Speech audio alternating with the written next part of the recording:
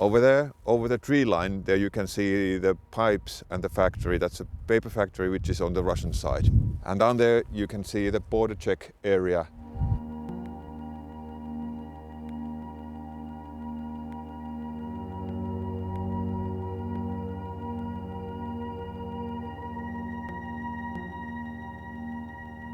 Cars come from the Russian side to this border check area. They come here for the border checks and then they continue to the Finnish side.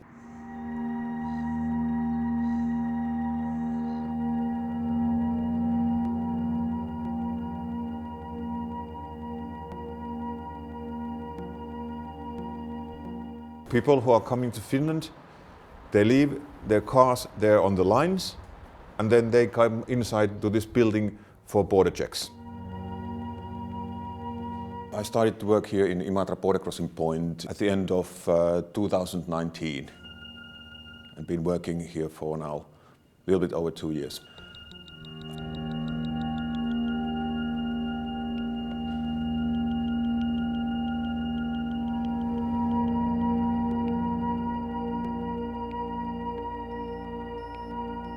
This is an international border crossing point between Finland and Russia, and mainly our traffic is personal traffic, people who are coming for mainly shopping to Imatra. And the Finns used to go to the Russian side to buy some goods, some cheap benzene. Since the COVID, the traffic changed dramatically. In 2019, we had 4,000 border crossings per day. Nowadays, due to COVID restrictions and also due to European Union sanctions towards Russia, we only have cargo traffic at the moment and about 30 to 40 trucks going over the border in a day. Days, of course, are at the moment much more silent. When the Ukrainian war started, of course, it was shock for all of us. We monitor the situation all the time. That's important at the moment. So we know what's happening in our surroundings. In our unit works about 100 people. I live here in Imatra. When we heard about the war, I took it very seriously. But at the border, the situation is really calm. Anything happens on the border, we will be the first one to see it.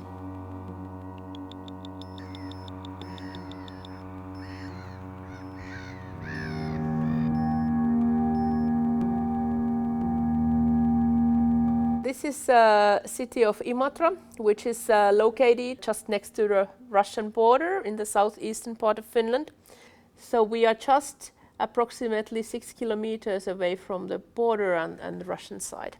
And here on the other side of the border there is a city called Svetogorsk, which is the twin city of Imatra. And it was formerly named Enso, which was part of Finland before Second World War. Many people who lived there during the war times had to escape.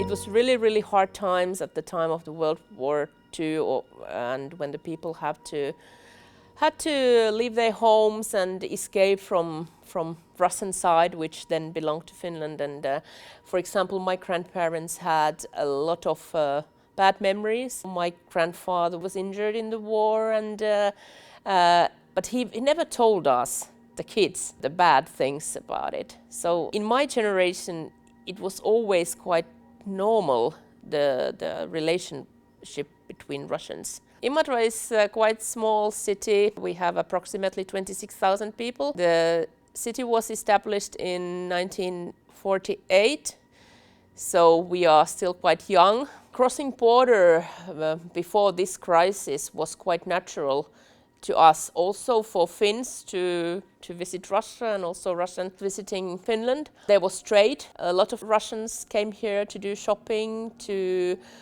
enjoy their free time in the hotel spas, in the nature, and that was a really important part for the people, for the companies. We got already prepared for the, let's say, these not so good times during the COVID, because border was closed. The last 2 years it was quite quiet because it was less and less Russians coming here, but everyone was waiting for the time when the border would be open again and, let's say, we would get back to our old normal. But then, of course, this Ukrainian crisis changed the whole thing. So the border stays closed, relations have been cancelled. There are no active transactions between cities or between people or between companies. So it's also a huge economical issue for us. Some even say it's 1 million a day.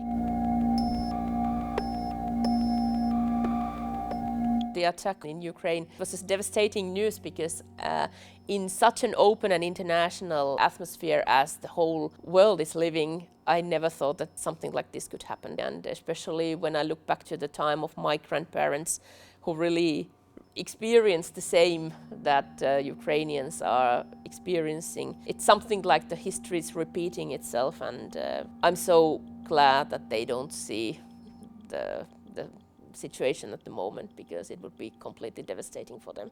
NATO issue is really a hot topic in Finland at the moment, and we had a long history of being non-committed to anything, but I think this Ukrainian crisis changed the mentality, because even if people don't say it out loud, but they hope that it would never happen to us, what happened in Ukraine. We are a small country and we have experienced the war between Finland and Russia. So I think the positive feeling about joining NATO is really something which comes from the old times, and we really want to find support from the Western countries. I think that the border will stay closed for quite a long period, even if the crisis would be over. And this will be definitely in the minds of the people. And it's something which cannot be accepted, so it will definitely leave a mark and trace on the cooperation. So it could be years, it could be even tens of years.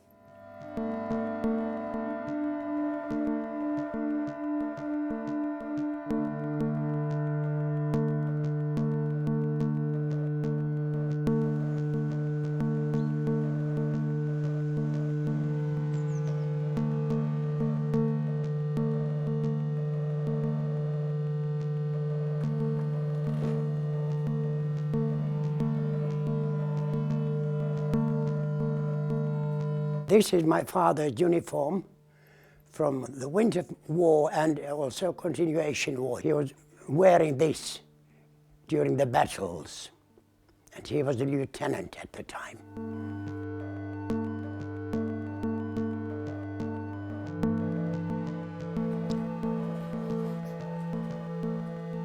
And here in this fresco you can see a shrapnel, a piece of Soviet air bomb, which came through the window, and it's still here.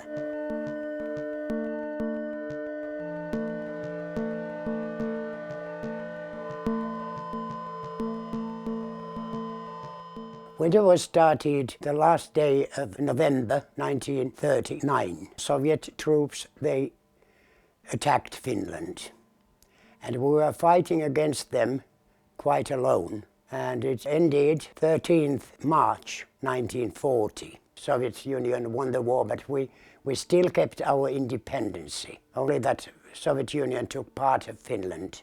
Next year, 1941, started the Continuation War, and it lasted to 1944. And we were fighting with Nazi Germany against Soviet Union, because no one else came to help us, and without their help we couldn't have survived.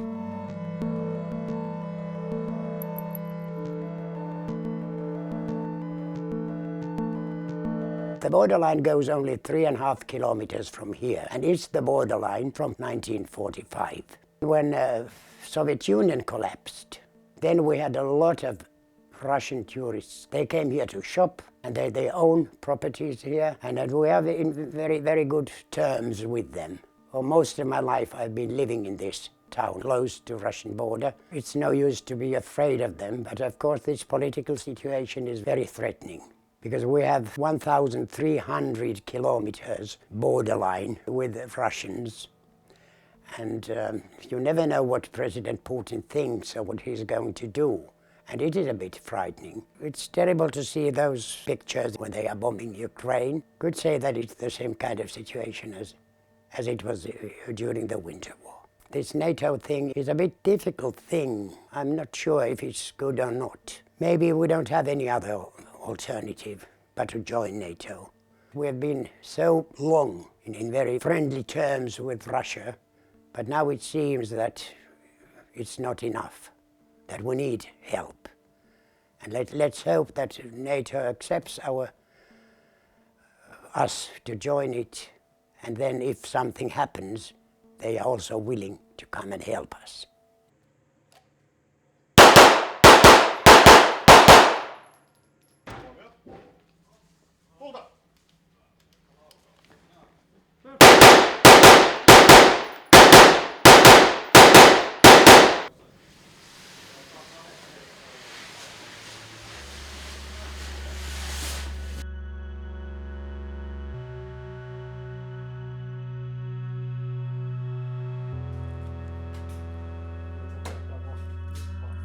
I started shooting and this kind of things after Ukrainian war started, a few days after that, and now I am practicing as much as I can.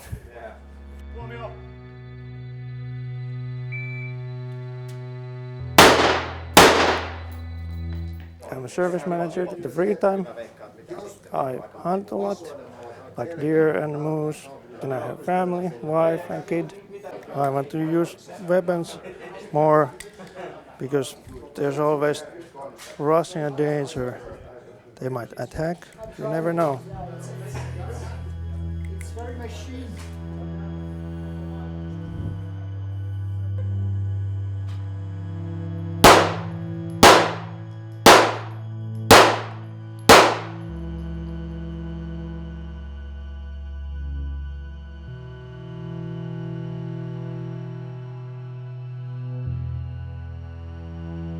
This is sport, this is practical shooting sport. This is our weekly training. We come here twice in the week and we shoot in this range with the rifles and pistols. At the beginning of this year, our club size was close to 1,000. And beginning of the first 2 weeks of the Ukrainian war, we get 200 new members, and now we have close to 410 new members. So our club has grown close to 50% in 1 month because of the Ukrainian war.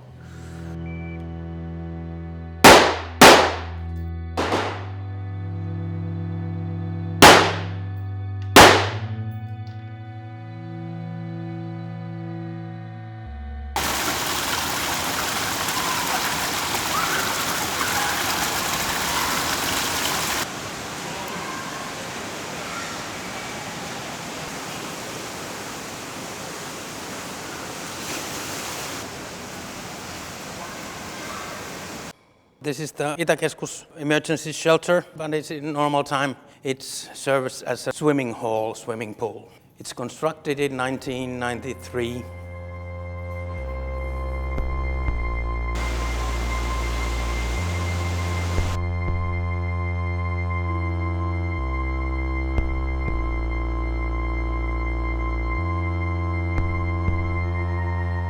In 72 hours, we are able to turn it to a shelter for 3,800 persons. These shelters are built for much greater threat than nowadays, and we can be sheltered days or even weeks if necessary.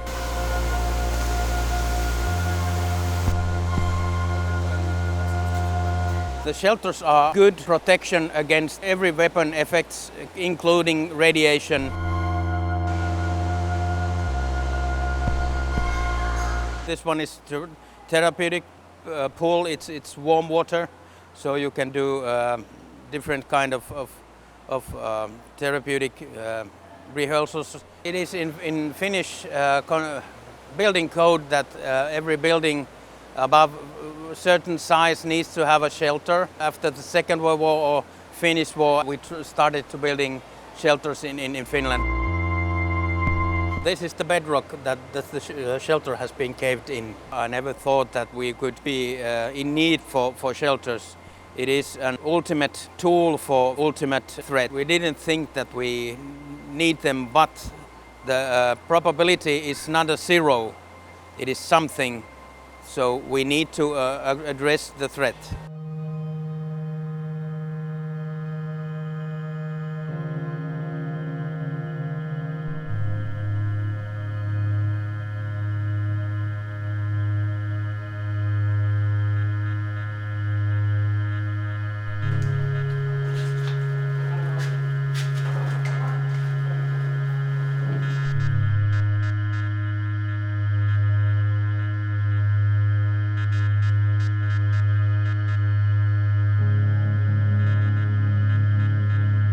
This place normally is a gym now, but it can be transformed into a shelter. We are training to have this shelter ready if needed. We are closing the doors here, all the valves and air conditioning and everything to keep this shelter safe from explosions, gases. We can have this ready in 9 minutes. We have running water, food, electricity, gas, everything we need. We can be here as long as needed. This is a course for civilians. Anyone can sign. Many new people wanted to start this course, and people are very interested in activities like this, especially after a war.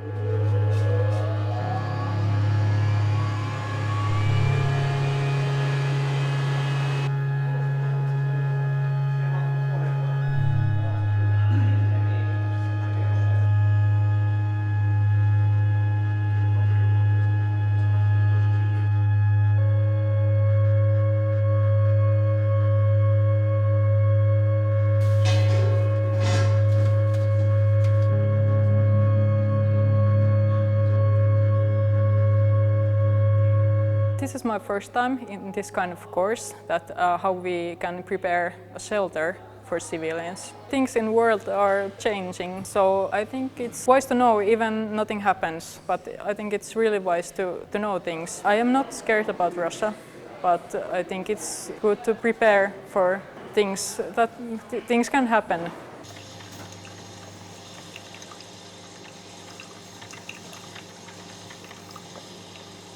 Talo, jossa olimme evakossa ja josta tultiin sitten takaisin Imatralle 1946.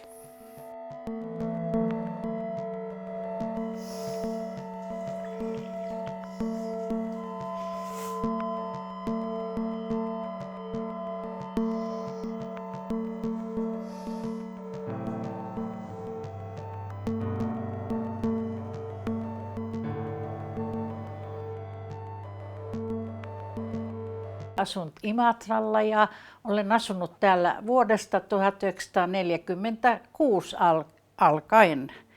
Ja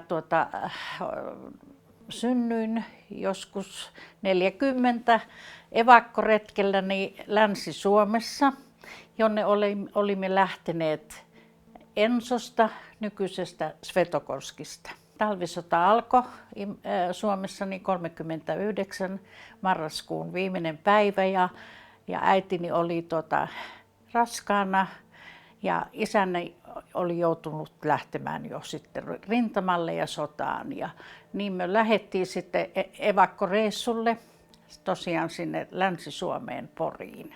Minä synnyin siellä Kiukaisten pitäjässä kesäkuussa 1940. Ja isäni oli kaatunut helmikuussa 1940, eli synnyin isäni kaatumisen jälkeen hänen syntymäpäivänään. Meillä on sama syntymäpäivä isäni kanssa. Se oli aika semmoinen ihmeellinen sattuma, tosi onnellinenkin. No, hän oli varmaan ihan sotamies. Hän oli hän kuoli 40, niin hän oli 21-vuotinen. Synnyin tosiaan siellä Kiukaisissa, joka on ollut evakkopitäjä, niin jopa näihin vuosikymmeniin saakka on yhteydet säilyneet. Sen jälkeen kun 1946 tultiin sitten takaisin Imatralle perheeni kanssa, niin olen asunut siitä saakka. Koko ajan tässä rajan lähellä. Raja on kulkenut koko aika tuossa, että rajalla on semmoinen ehkä 3 kilometriä tästä ja tässä ollaan pyörinyt koko elämäni. Nimenomaan meillä on ollut tämmöinen karjalainen perhe, jossa on puhuttu koko aika tapahtuneista ja myöskin näistä evakkoasioista. Että jopa sanon joskus, että nuorena kuunnellessani niitä sitä niin teki mies jossa pakoon. Että ei aina se ole halunnut kuullakaan, mutta mummoni oli tämmöinen karjalainen nainen ja voimakas luonteinen ja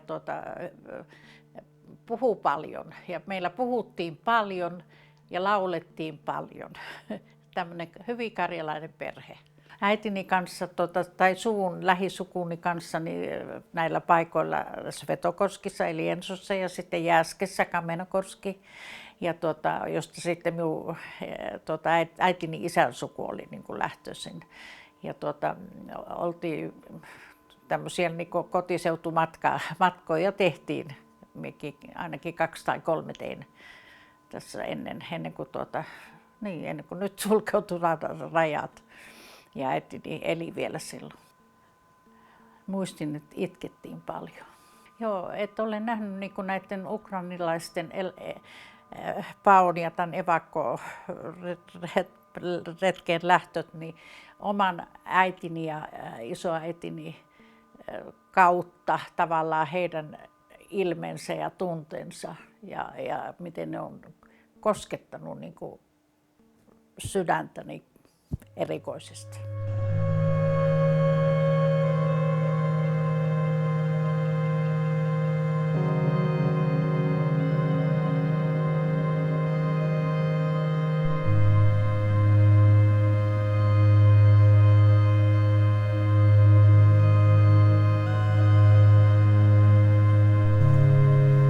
I served in Moscow as ambassador from 2000 to 2004. I've dealt with Russia since I was a young man at the Finnish embassy in Moscow in the 70s. Russia is an empire that does not see its limits. And what we now see in Ukraine is an empire gone crazy. There's definitely something where you can compare Stalin's attack on Finland and Putin's attack on Ukraine.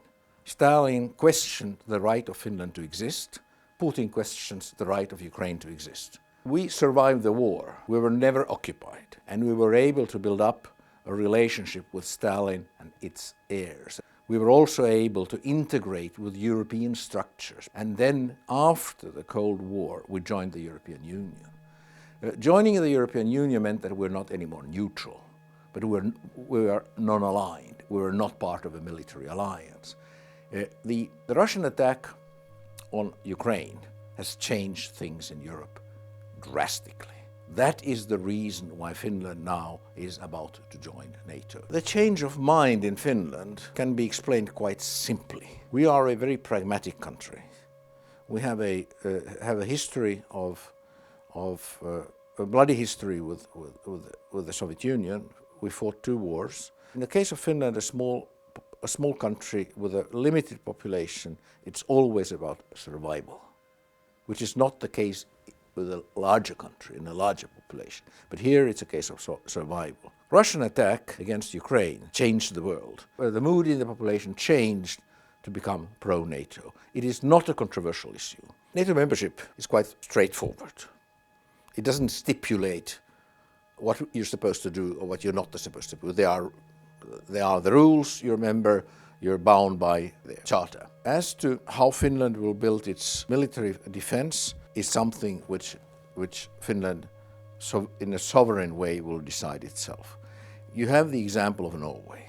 Norway is a founding member of NATO, and at a very early stage, the Norwegians made national decisions that there will be no nuclear weapons on Norwegian soil, there will be no permanent bases on foreign bases on Norwegian soil, and there will be no military exercises in the extreme northeastern part close to the Russian border.